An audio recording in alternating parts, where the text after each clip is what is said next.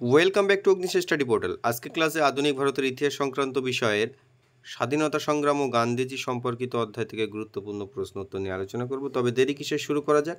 গান্ধীজির অভ্যুত্থান 1869 সালে 2রা অক্টোবর গুজরাটের পোরবন্দরে গান্ধীজি জন্মগ্রহণ করেন। তাহলে কবে গান্ধীজি জন্মগ্রহণ করেন? 1869 সালে 2রা অক্টোবর। তাহলে এই 2রা অক্টোবর কিন্তু গান্ধী জয়ন্তী হিসাবে পালন করা হয়, আর এটা কিন্তু পরীক্ষাতে জিজ্ঞাসা করা হয়। ইংল্যান্ড থেকে ব্যারিস্টারি পাশ করে ভারতে ফিরে আসেন কবে? 1891 সালে, এবং 1892 সালে দক্ষিণ আফ্রিকায় ফের আবার উনি চলে যান। এরপর 1915 সালে 9 জানুয়ারি তিনি দেশে ফিরে আসেন। বর্তমানে ওই দিনটি অনাবাসী ভারতীয় দিবস বা প্রবাসী ভারতীয় দিবস হিসাবে পালন করা হয়। তাহলে এই যে 1915 সালে 9 জানুয়ারি গান্ধীজি ভারতে ফিরে এসেছিলেন, তো এই জন্যই কিন্তু ওই 9 জানুয়ারি ওই দিনটি অনাবাসী ভারতীয় দিবস বা প্রবাসী ভারতীয় দিবস হিসাবে পালন করা হয়। এটি কিন্তু পরীক্ষাতে জিজ্ঞাসা করা হয়, খুবই একটি গুরুত্বপূর্ণ প্রশ্ন উত্তর এটি। এরপর গান্ধীজির আত্মজীবনী, কি নাম? মাই এক্সপেরিমেন্ট উইথ ট্রুথ। এই বইটি কিন্তু খুব আসে পরীক্ষাতে। এটা কিন্তু গুজরাটি ভাষায় লেখা। ইংরাজিতে অনুবাদ করেন গান্ধীজির সচিব মহাদেব দেশাই। এটিও কিন্তু একটি গুরুত্বপূর্ণ তথ্য, পরীক্ষাতে জিজ্ঞাসা করা হয়। তাহলে গান্ধীজির আত্মজীবনীর নাম মাই এক্সপেরিমেন্টস উইথ ট্রুথ। আর এটি কোন ভাষায় রচিত? এটি গুজরাটি ভাষায় রচিত। ইংরাজিতে এটি অনুবাদ কী করেন? গান্ধীজিরই সচিব, যার নাম মহাদেব দেশাই। এরপর 1909 সালে গান্ধীজি হিন্দ স্বরাজ বা ইন্ডিয়ান হোম রুল লিখেছিলেন ইংল্যান্ড থেকে আফ্রিকায় যাওয়ার সময়। তাহলে ইংল্যান্ড থেকে আফ্রিকাতে যাওয়ার সময় 1909 সালে তিনি কিন্তু হিন্দ স্বরাজ বা ইন্ডিয়ান হোম রুল এটা কিন্তু লিখেছিলেন। তো এটিও কিন্তু পরীক্ষাতে জিজ্ঞাসা করা হয়। তিনি জাহাজে বসেই এটা লিখেছিলেন, কারণ তিনি ইংল্যান্ড থেকে দক্ষিণ আফ্রিকাতে জাহাজে করে গেছিলেন। নবজীবন পত্রিকা কত? 1947 সালে নভেম্বরে গান্ধীজির প্রচেষ্টায় শুরু হয়। তাহলে এই যে নবজীবন পত্রিকা 1947 সালে কিন্তু গান্ধীজির প্রচেষ্টাতেই শুরু হয়েছিল। এটাও কিন্তু একটি গুরুত্বপূর্ণ তথ্য, পরীক্ষাতে জিজ্ঞাসা করে। প্রত্যেকটি গুরুত্বপূর্ণ তথ্য কিন্তু বোল্ড করে দেওয়া আছে। এরপর গান্ধীজির দুটি নীতি কী ছিল? 1 সত্যাগ্রহ, 2 অহিংসা। সত্যাগ্রহ মানে সত্যে অবিচল থাকার প্রতিজ্ঞা, আর অহিংসা মানে হিংসা নয়। রবীন্দ্রনাথ ঠাকুর গান্ধীজিকে মহাত্মা নামে অভিহিত করেছিলেন। এটা কিন্তু পরীক্ষাতে জিজ্ঞাসা করা হয়। গান্ধীজিকে মহাত্মা উপাধি বা নামে অভিহিত কে করেছিলেন? সঠিক উত্তর হবে রবীন্দ্রনাথ ঠাকুর। এছাড়া নেতাজি বলেছিলেন কি? জাতির জনক। এটাও কিন্তু পরীক্ষাতে জিজ্ঞাসা করা হয়। গান্ধীজিকে জাতির জনক বলে কে আখ্যা দিয়েছিলেন বা কে বলেছিলেন? এটা কিন্তু সঠিক উত্তর হবে নেতাজি সুভাষচন্দ্র বোস। এই দুটি প্রশ্নই কিন্তু পরীক্ষাতে জিজ্ঞাসা করা হয়। গান্ধীজির রাজনৈতিক গুরু কে ছিল? এটাও কিন্তু পরীক্ষাতে আসে। জি.কে. গোখলে বা গোপালকৃষ্ণ গোখলে, ইনি ছিলেন কিন্তু গান্ধীজির রাজনৈতিক গুরু।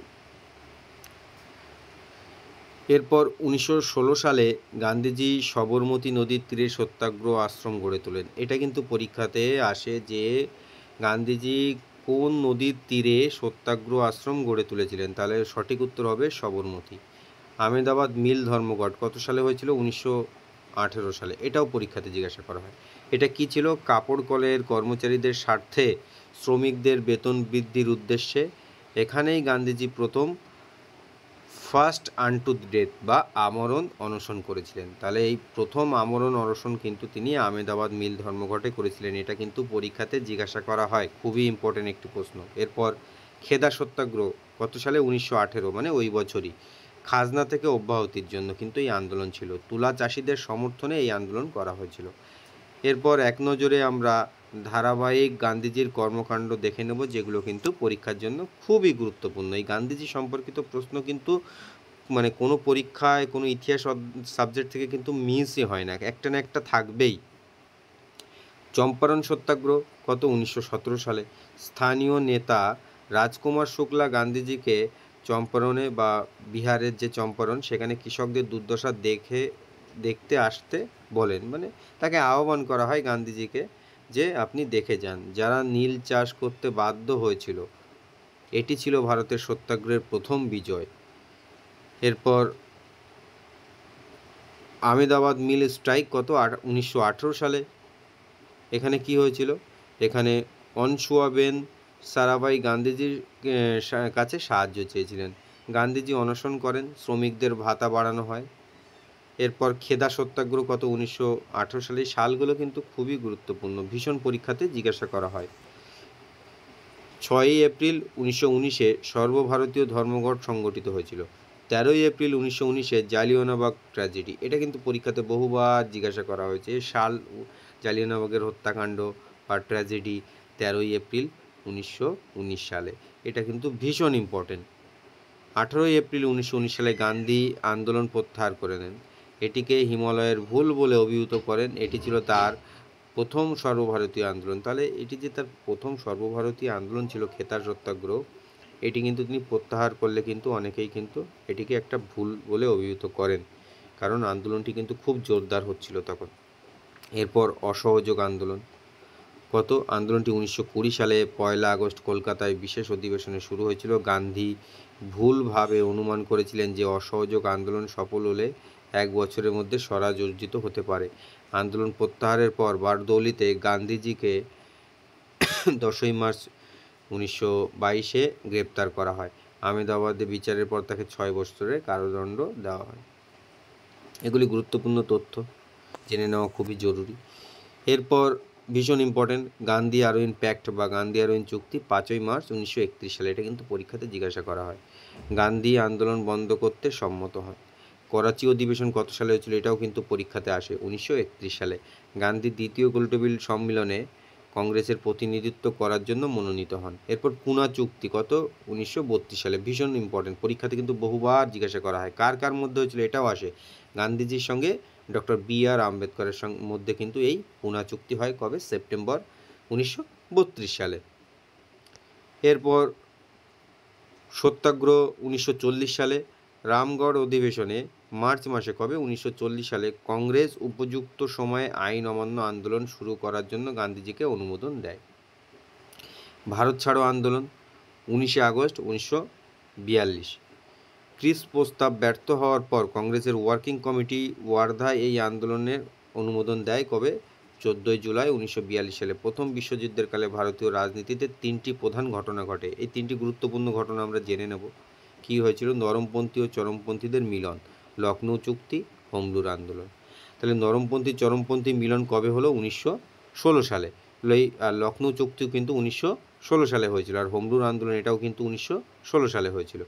মুসলিম লীগ ও কংগ্রেসের মধ্যে কংগ্রেস অধিবেশনে লখনৌ কত 1916 সালে, সভাপতি কে ছিল, এটা কিন্তু পরীক্ষাতে জিজ্ঞাসা করা হয়।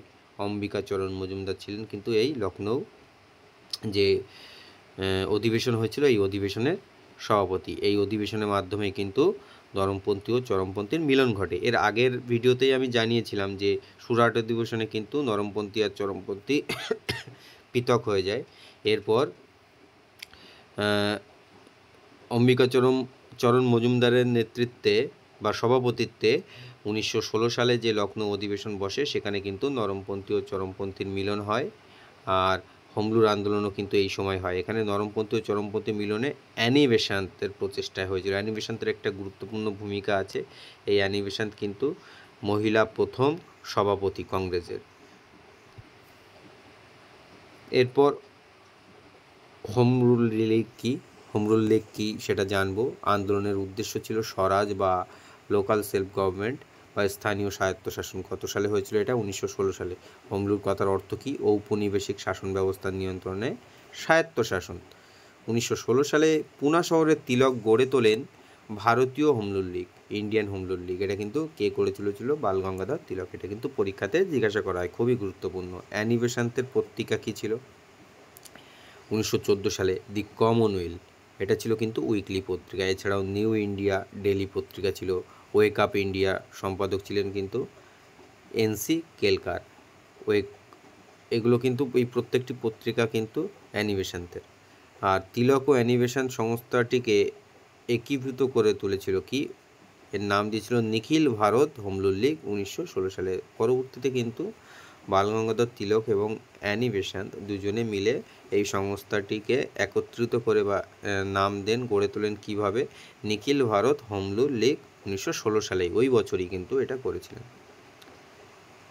এরপর ভারতের স্বাধীনতা সংগ্রামের ইতিহাস। শ্যামাজি কৃষ্ণ বর্মা 1905 সালে লন্ডনে প্রতিষ্ঠা করেন ইন্ডিয়ান হোম রুল সোসাইটি। এটা কিন্তু ভীষণ ইম্পর্টেন্ট, বহু পরীক্ষাতেই জিজ্ঞাসা করা হয়েছে এই প্রশ্নটি, খুবই গুরুত্বপূর্ণ। এবার অ্যানি বেসান্ত 1847 থেকে 1930 সাল পর্যন্ত 33 সাল পর্যন্ত তিনি কী করেছিলেন সেই গুরুত্বপূর্ণ তথ্যগুলি তুলে ধরা হচ্ছে।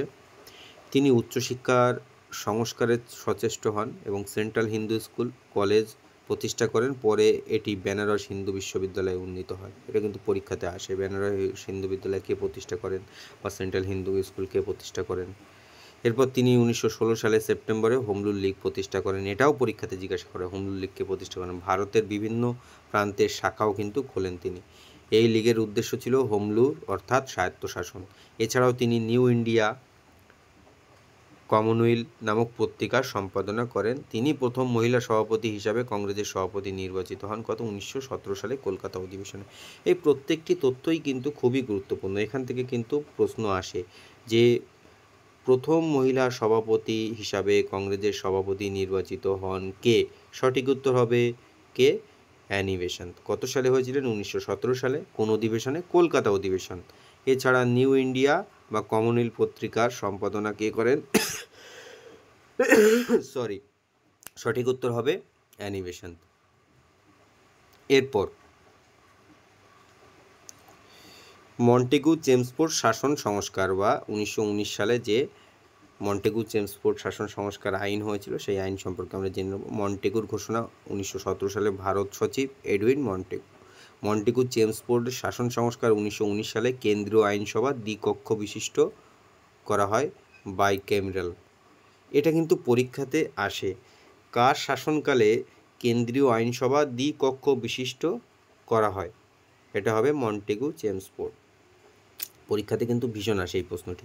সংক্ষেপে আইনটি মন্টফোর্ড সংস্কার বা মন্টফোর্ড রিফর্মস নামে পরিচিত। 1919 সালে। এরপর 1921 সাল থেকে আইনটি কার্যকারী হয়েছিল। তাহলে এই আইন কিন্তু 1919 সালে রিফর্মস হলেও কিন্তু এটা কার্যকর হয় 1921 সাল থেকে।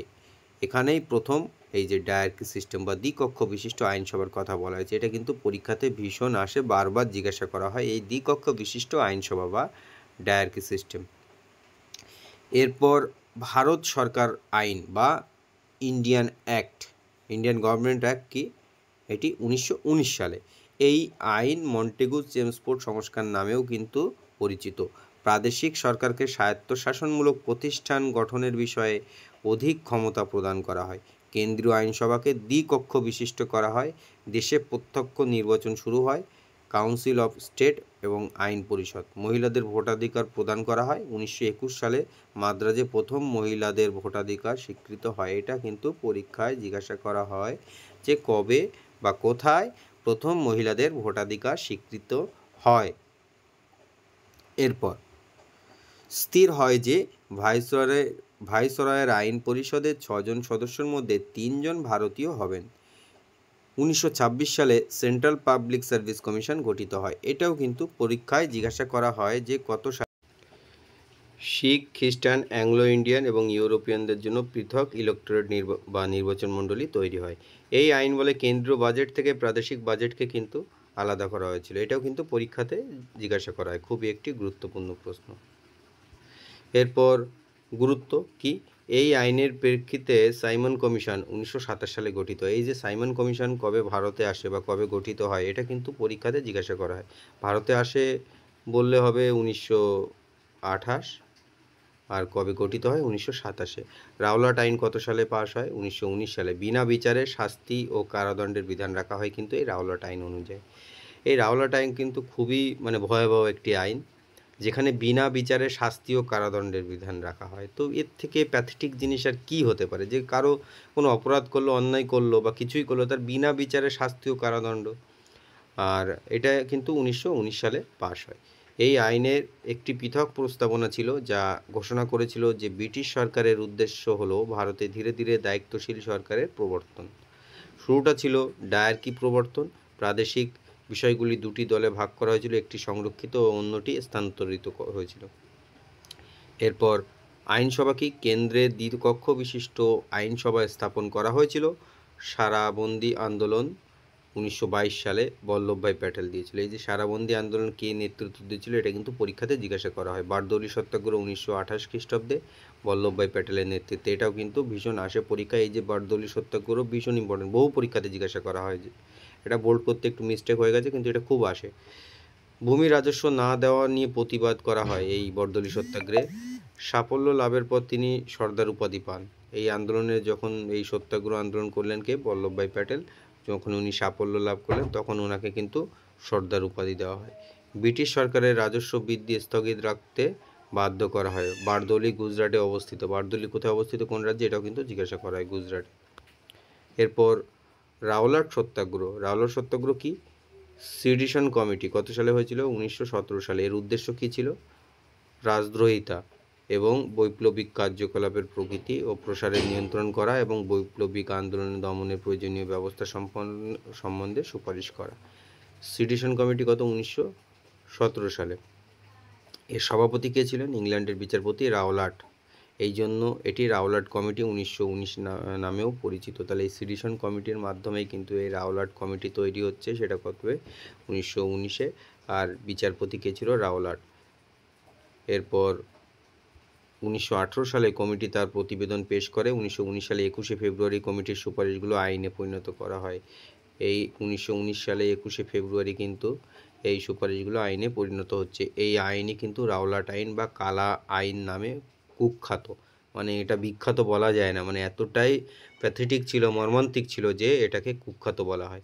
এই রাওলাট আইন বা কালা আইন কবে? 1919 সালে। তাহলে 21শে ফেব্রুয়ারি সুপারিশ অনুযায়ী আইনে পরিণত হয়। রাওলাট আইন হলো প্রতিরক্ষা আইন। 1915 সালের সম্প্রসারণ 1915 সালের এর সম্প্রসারণ হয় 1919-এ।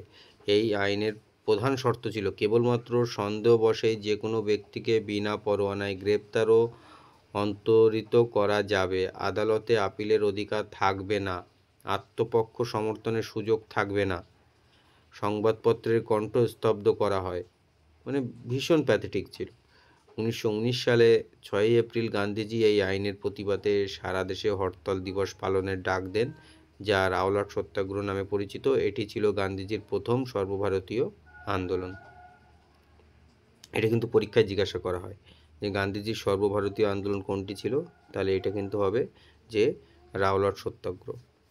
তাহলে আজকের ক্লাসটি এখানেই শেষ হচ্ছে। খুব শীঘ্রই পরবর্তী ক্লাস আসতে চলেছে। আজকের ক্লাস সংক্রান্ত কোনো বিষয় থেকে যদি কোনো জিজ্ঞাসা থাকে তাহলে অবশ্যই কমেন্ট সেকশনে জানতে পারেন। আর আজকের ক্লাসটি ভালো লাগলে লাইক, শেয়ার, কমেন্ট এবং চ্যানেলটিকে সাবস্ক্রাইব করতে ভুলবেন না। ধন্যবাদ।